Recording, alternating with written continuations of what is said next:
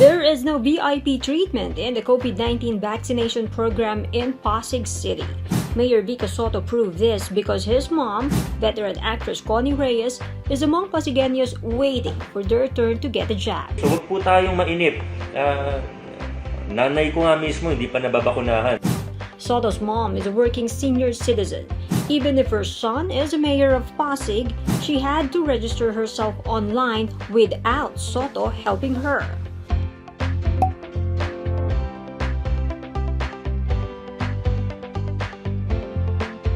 7 years old po ang nanay ko. May comorbidities din po siya. Hindi ko na po sasabihin kung anong comorbidities niya. Lumalabas pa siya pag may trabaho. So, dapat rin talaga mabakunahan. Pero, walang palakasan, dumaan po sa tamang proseso. Nag-fill up siya ng form. Hinihingi niya pa nga sa akin yung link. Sabi ko, tingnan mo na lang sa tingnan mo na lang sa PIO kung saan yung link. Reyes will also wait for a text to get the schedule of her vaccination. Siyang mabakunahan, pero willing na naman siya.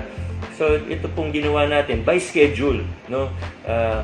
Nanay ko mismo kailangan i-text muna ng vaccinate ng profiler ng team kung kailan yung schedule. Sotto called on Pasigueños to follow this system, reminding them that walk-ins are not allowed at the vaccination sites. Pasigueño, kaya kailangan organized lang tayo, no walk-ins.